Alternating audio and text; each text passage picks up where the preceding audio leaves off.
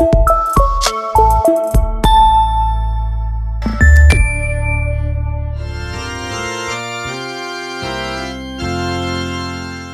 mofinaina isan'andro atolotry ny mpitandrina rakotina valina maoly.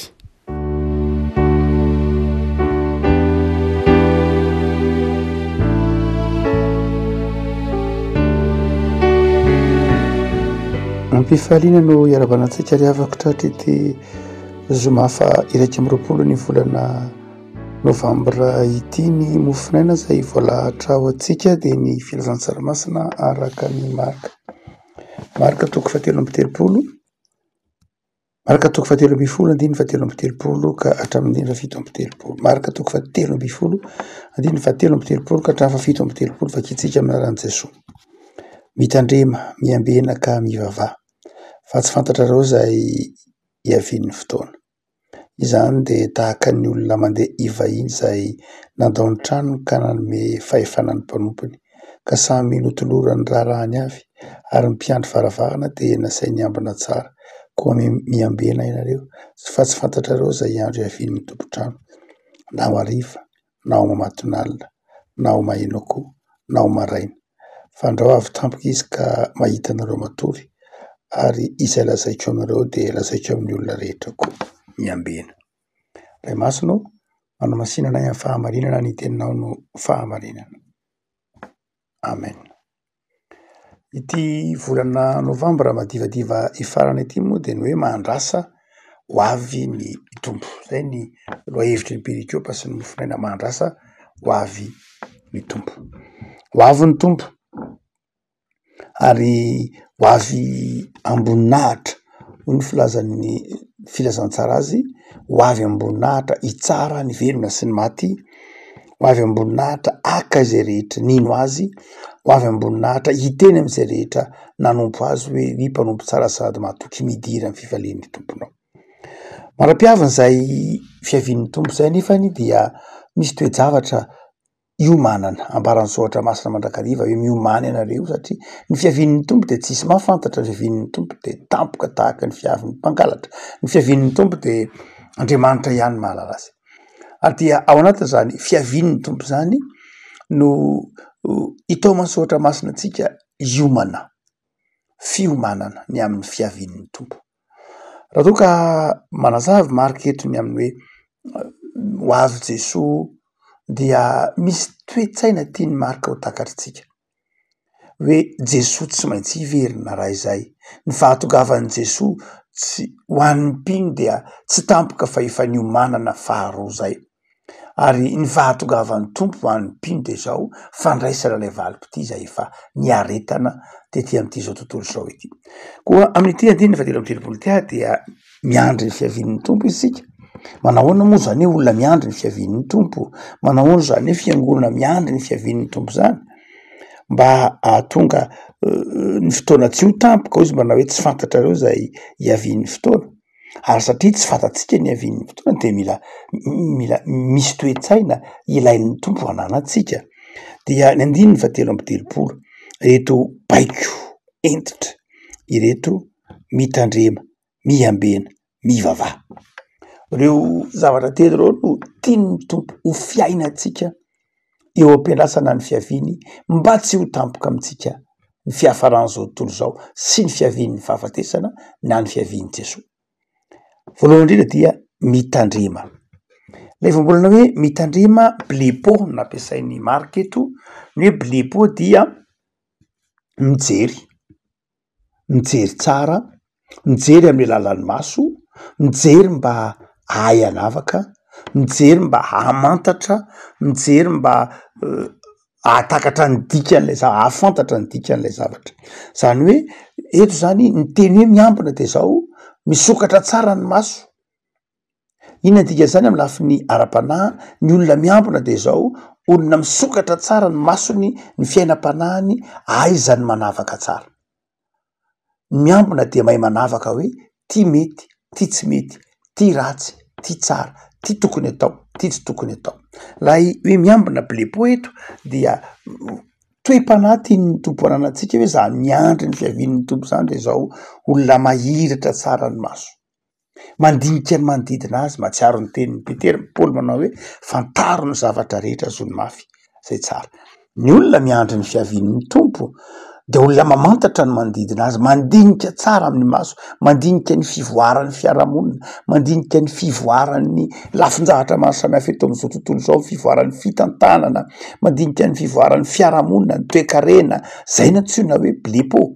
Zany hoe eo ampiarasany any fiavian'ny tompo isika de zao tsy hoe manakipy maso ka tsy miraharaha ny zavatra mitranga. Ny olona miandry ny fiavian'ny tompo tsy hoe olona mikipy ka tsy miraharaha azy mitranga, tsy miraharaha fahasarotam-piainana, tsy miraharaha fahantrahan'olona, tsy miraharaha olam-piarahamonina, tsy miraharaha, tsy zay akory ny blepo. Ny hoe miambina eto de zao vao mainka mampirisika anao hijery tsara mihitsy manodidina anao, vao mainka mampirisika anao hamakafaka tsara manodidina anao, vao mainka mampirisika anao hamantatra ny manodidina anao hoe mbe aiza ny ezaka natao, aiza ho aiza ny finiavana efa natao, inona ny tsy nety, inona ny lalak'izorana, inona ny tokony mbola ho fitaina. Ny mpiambina dia rehefa miambina tsara ka mandinika ny zavatra rehetra de tsy hoe mahay manavaka ihany izy fa mahafantatra hoe aiza ho aiza izy, mahafantatra hoe aiza ho aiza amin'ilay tanjony izy, aiza ho aiza eo amin'ilay lalana tokony hatongavana izy, aiza ho aiza am'izay zay fiatrehina ny asa ny isan'andro izy. Le avako eto entitry marika miambena. Ny mifanohitra miambina de zao ny tsy miraharaha, ny mifanohitra miambina de zao tsy mivaky loha, mandeha ho azy daholo ny zavatra rehetra. Ny fanohitra miambina de zao ny variana, matory am-panahy. Ny fanohitra miambina de zao ny tsy miraharaha ny asan'Andriamanitra, tsy mikendry zavatra tsara. Ny fanohitra miambina zao ny olona tsy manana tanjona. Eto ary avako malala de entitry marika ho atsika kristianina zay miteny manao ho tonga ny fanjakanao de zao vonona sika. Satria nahoana? Satria tsika niambina, satria tsika niomana, satria tsika miandry ny fiavian'ny tompo ary mamantatra ny manodidina atsika, mijery ny manodidina atsika, hijoroantsika vavolombelona. Fa ny faharoa zay aseho an' Jesosy eto de ny hoe miambena. Tapany voalohany mitandrema, blepo ny tapany faharoa agripneo, zany hoe mitandrema. Raha tena jerena ny fakany teny hoe agripneo de zao ny Tsipriana de zao tsy matory, mihiratra ny maso fa tsy matory. Zany hoe ny dikany hoe miambina de zao tsy matory io maso io. Ny mpiambina raha vao matory ny masony de tsy mahita ny fahavalo izy. Ny mpiambina rehefa matory dia tsy mahita ny zava-mitranga rehetra izy. Ny mpiambina rehefa matory dia manjary lasa idirany fahavalon'ny tanàna. Ary de eto Jesosy no teny hoe miambena. Satria nahoana? Satria ny fahavalo de zao amin'ny alina mandrakariva ny manafika. Satria ny fahavalo de zao mikendry animba, mikendry andavo, mikendry ampenjera. De eto Jesosy manafatra hoe miambeny anareo. Aza variana. Aza variana amin'ny torimasom-piainana, aza variana amin'ny zavatra mahafinaritra, fa miambena tsy fantatra zay atongavana zay fiavian'ny tompo.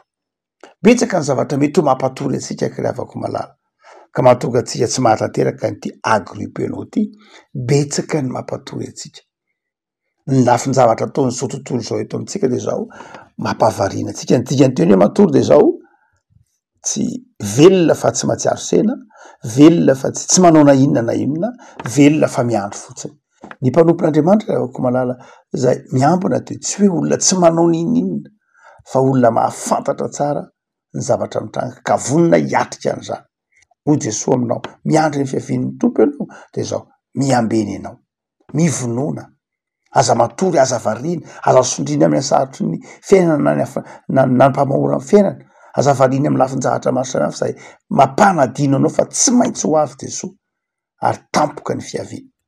Fa ny fahatelo sady farany de hoy Jesosy manao hoe mivavaha. Itsika miandry ny fiavian'ny tompo, mandinika tsara ny zavatra manodidina atsika, mamantatra ny fivoaran'ny toe-jahatra maro samihafa. Fa ny faharoa zay asehon'ny tompo eto de zao miarotoro mihitsy olona miasa tsy kamo, tsy mitarehitrehitra. Fa ny fahatelo de zao mivavaha. Zany hoe ataovo zava-dehibe ny fifandraisana amin'Andriamanitra, mivavaha. Ny olona miambina fa tsy ampivavaka de zao resy tory an'izy ny farany. Ary dia izay no ambaran'ny tompo eto ry havako, mivavaha. Jesosy nanafatra an'io, Jesosy manao hoe tsara raha ohatra ka mazoto mivavaka ianareo mba tsy hidiranareo amin'ny fakam-panahy. Ny vavaka de zao ny tenin'i Jesosy io mampahery atsika izy fa miaro atsika koa amin'ny fakapana. Aza donona fa rehefa miatrika ny asa fanompona isika ao anatin'ny fiambenana na koa miatrika ny asa fanompona isika ao anatin'ny fiomanana de zao betsaka ny fakapana mandavo atsika, betsaka ny fakapana te-apatory atsika, betsaka ny fakapana tonga atsika angatsipo. De eto Jesosy manafatra mivavah, mivavaka atsika mba iorena atsika amin'ny finoana. Afaka malala am'izao zoma zao ara de mampahery anao Jesosy. Ho an'izay rehetra miandry an' Jesosy, miandry ny fiavian' Jesosy eny amin'ny raha ho any lanitra tahaka atsika de zao miambina tsara izy, vonona izy, miambina tsara izy, mandinika tsara izy ny zavatra mitranga ary farany olona miaina amin'ny fiainam-bavaka. Mivavaka isika ry havako. Tompo misaotranao zahay noho ny teninao zay mampahery anay sy mampitraka anay hijery ny fiavianao eny amin'ny raha ho any lanitra. Iandry ny fiavianao atsiary fa tsy eto am'ty zao tontolo zao ty ihany no iandrasanay anao fa eo amin'ny fiainanay isan'andro. Tsy zao tontolo zao no mibaiko ny fiainanay fa ianao Andriamanitra. De mivavak'izay Tompo, ampaherezo, ibanjina ny mandrakizay zay omaninao anay. Mamelany heloka raha variany zay raha tsy miambina, raha tsy ampy vavaka. Fa mitonanay ianao hiambina tsara ho ty vavaka, hitandrina, hijery ny manodidina anay, hamantatra zay miandry anay, hamantatra zay tianao ho tanterahanay. Talao amin'ny famindram-pona zay Tompo, amasino mba ho mendrika ny filazantsaranao. Ary rehefa miverina eny amin'ny raha ho any lanitra ianao zay andrasanay dia handray anay ao aminao, handray ny toerana efa nomaninao ho anay. Da iny tontolo andronay anio Jesosy, da iny tontolo andronay ahitana fifaliana, tontolo andronay ahitana fiadanana, de mamindrafo amin'ny firenenay, mamindrafo amin'ny fiangonana misy anay, mamindrafo amin'ny fanoloran-tenanay. Ataovy mitandrina sy miambina ary ty vavaka zay. Saotra Jesosy. Amen.